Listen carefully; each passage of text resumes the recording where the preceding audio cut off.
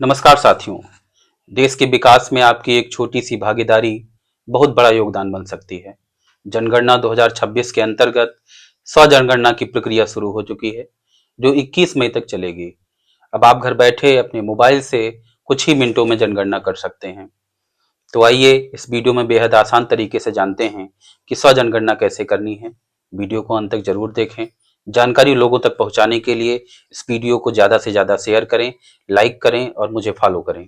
सबसे पहले अपने मोबाइल में हम क्रोम ब्राउज़र को ओपन करेंगे, फिर उस पे se.census.gov.in पे हम जनगणना की वेबसाइट पे लॉगिन करेंगे।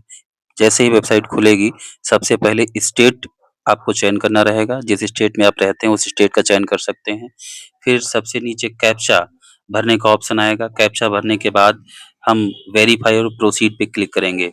इसके बाद कुछ निर्देश आएँगे, उनको हम ओके कर देंगे और नोटिस भी ओके कर देंगे। ओके करने के बाद फिर हम मुखिया का नाम डालेंगे। ध्यान रहे मुखिया का नाम हमको सावधानीपूर्वक डालना है, इसको हम चेंज नहीं कर पाएँगे। इसके बाद मोबाइल नंबर डाल करके ओटीपी जाएगा आपके मोबाइल नंबर पे और उस ओटीपी को हमको क्या करना है, दर्ज करना है। दर्ज करने के बाद एक चीज़ और ध्यान रहे कि भाषा का चयन हमको ज़रूर करना है। तो भाषा कोशिश करें कि हिंदी का हम चयन करें। इसके बाद वेरीफ़ाई करके ओके करेंगे। फिर एक पॉपअप विंडो खुलेगी, उसको भी ओके कर लेंगे। इसके बाद सबसे पहले हम लोगों को जनपद यानी ज़िला सेलेक्ट करने को रहेगा। फिर अपने एरिया का आप उसमें पिन कोड डाल सकते हैं। पिन कोड डालने के बाद एक बात ध्यान रहे कि इसमें आप कोई नज़दीक का एरिया डाल सकते हैं जो गूगल मैप पे आसानी से ढूँढा जा सके। ठीक है? इससे क्या है कि आपको आपके क्षेत्र का मैप बहुत जल्दी प्राप्त हो जाएगा। यानी कोई नज़दीक का लैंडमार्क हो सकता है, शहर हो सकता है, गाँव हो सकता है, नगर हो सकता है। एक बात और ध्यान रहे, ये गू मैप जो इसमें है, ये 2 उँगलियों से चलेगा। 1 उँगली से चलाएँगे तो आप नहीं चला पाएँगे। तो कोशिश करिए 2 उँगलियों की सहायता से धीरे-धीरे जो आपका गाँव है, उसके नज़दीक आने का प्रयास करें।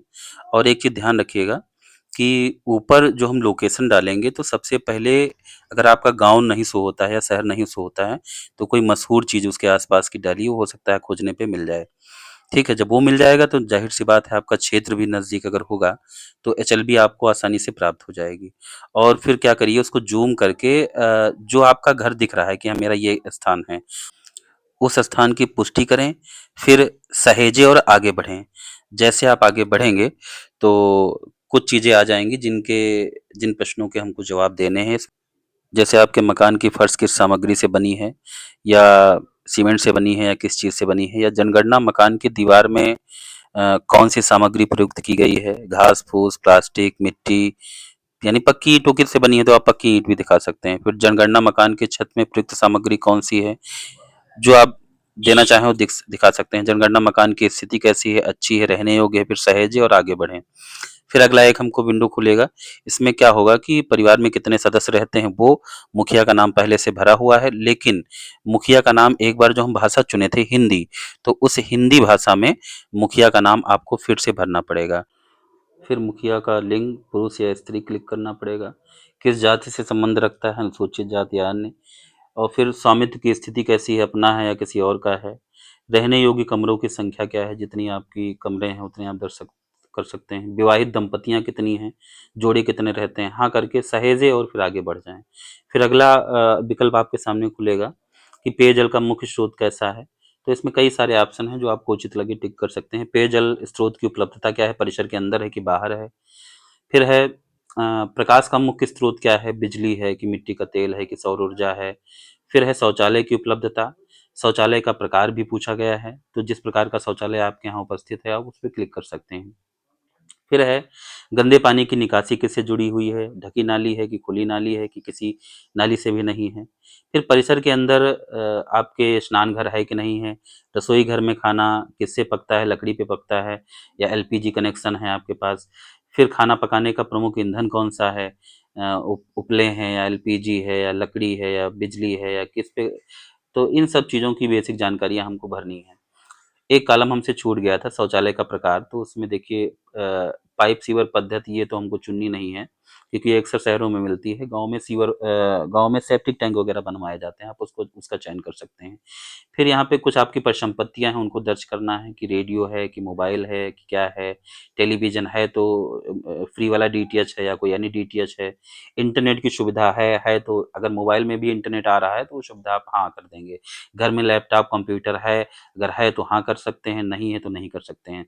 ध्यान रहे स्मार्टफ़ोन आपका कंप्यूटर नहीं माना जाएगा। फिर है टेलीफ़ोन और मोबाइल और स्मार्टफ़ोन की स्थिति क्या है? तो इसमें आप लैंडलाइन तो यहाँ है नहीं, तो आप स्मार्टफ़ोन पे क्लिक कर सकते हैं।